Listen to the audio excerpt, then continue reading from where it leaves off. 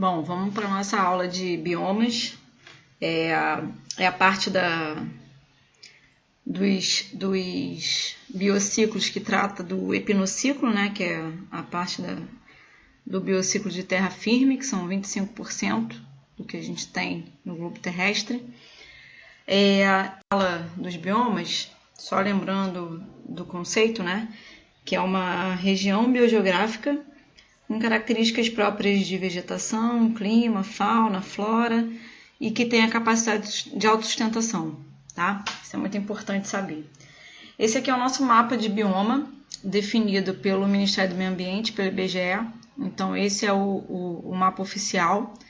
Então, a gente tem aqui o bioma da floresta amazônica, do cerrado, da caatinga, da mata atlântica, do Pantanal e dos pampas. Tá? Qualquer outra nomenclatura que vocês venham a ouvir não é bioma oficial, tá? Talvez seja um ecossistema dentro de um desses biomas. Aqui a gente tem a extensão de cada um, né? O percentual, a extensão e o percentual em termos do continente como um todo, né? A questão continental, né?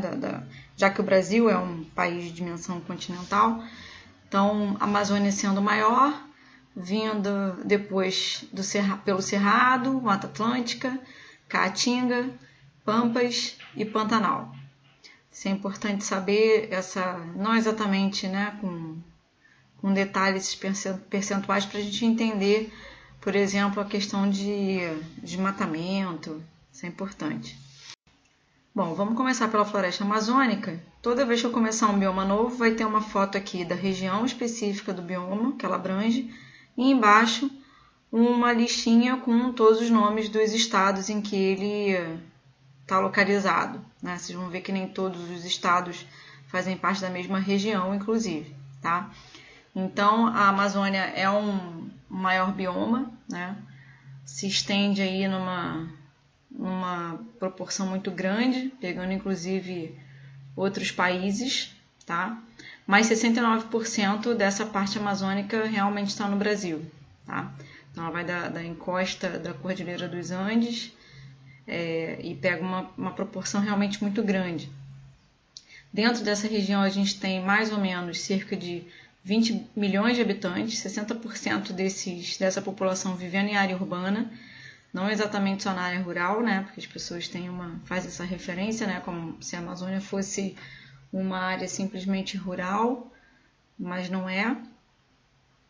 A gente tem uma diversidade muito grande, em vários sentidos, para vários grupos, mas de árvores, né, a gente tem um percentual grande, 1/3 da madeira tropical do planeta, e 30 mil das 100 mil espécies de plantas que tem em toda a América Latina. Isso dá à Amazônia uma característica bem importante, né?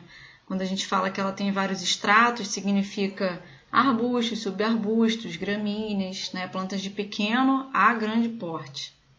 É rica em plantas epífitas, que são aquelas plantas que usam outras como suporte, como orquídeas e bromélias.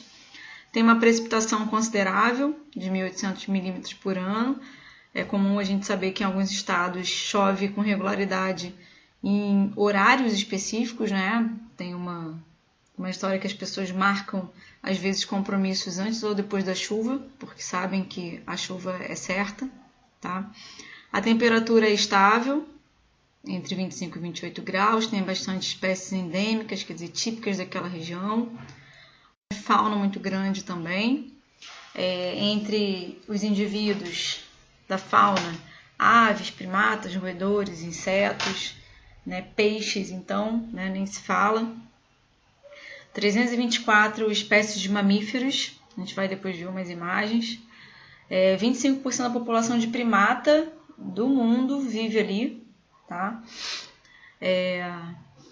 Em relação aos peixes, né, é uma riqueza muito grande, riqueza de espécies, né? Então, só em termos de concentração de espécies, né, a gente tem de 2.500 a 3.000 espécies diferentes de peixes de água doce, né? A Amazônia é recortada por grandes rios, né? Rios de grande porte. Então, só no Rio Negro a gente encontra 450 espécies de peixes enquanto na Europa inteira a gente não conta nem 200 espécies diferentes.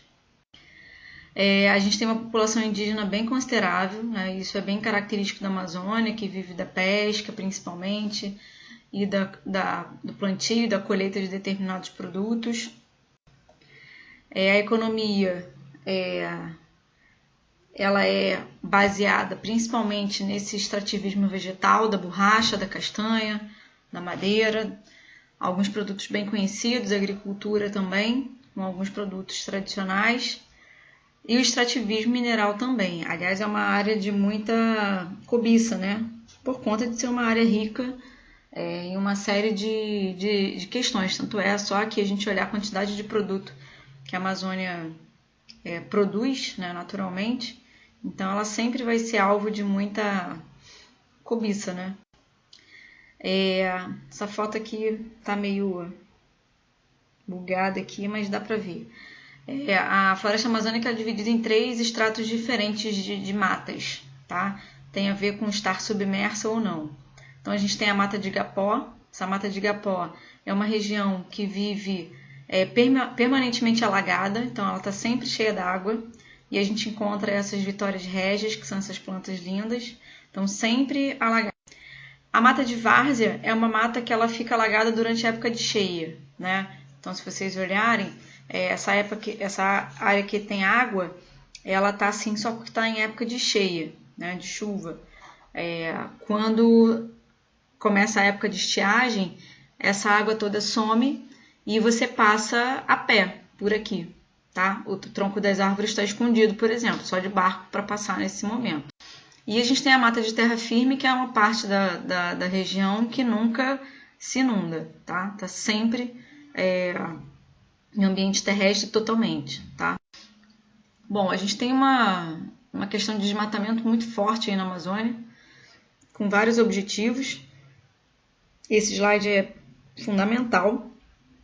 Então, alguns motivos para o desmatamento, né? Extração de madeira para fim comercial dessa madeira, instalação de projetos agropecuários, implantação de projetos de mineração, construção de usinas hidrelétricas e propagação de fogo resultante de incêndio, muitas das vezes para a construção e implantação desses projetos, tá? E em termos de consequência do desmatamento, a gente tem a destruição da biodiversidade, né? Se desmata, você bota fogo, então isso faz com que a gente tenha uma redução grande da biodiversidade. Muitas plantas deixam de existir, né? Porque são mortas diretamente. Alguns animais morrem diretamente ou indiretamente porque vivem nessa região e passam a não ter mais a disponibilidade daquilo ali. Então eles fogem, eles se intocam e muitos morrem em consequência da ausência desse espaço. Genocídio de nações indígenas, a gente tem visto várias coisas acontecendo por aí na atualidade. Erosão e empobrecimento do solo, enchentes e assoreamento dos rios, então rios menores muitas vezes desaparecem por conta do assoreamento. Diminuição de índices pluviométricos, né? Porque se a gente desmata, somem as plantas, a vegetação, entre outras questões, né? Outros indivíduos, e aí isso interfere diretamente no ciclo da água. Se interfere no ciclo da água, a gente tem redução das chuvas. Com isso também a elevação das temperaturas, desertificação e proliferação de pragas e doenças, que é muito comum, principalmente quando você tira a vegetação. Muitos vetores saem das matas e vão em direção às populações. Aqui a gente tem alguns indivíduos que são típicos da Amazônia, talvez vocês não conheçam, talvez nunca tenham visto, então botei a título de vocês conhecerem.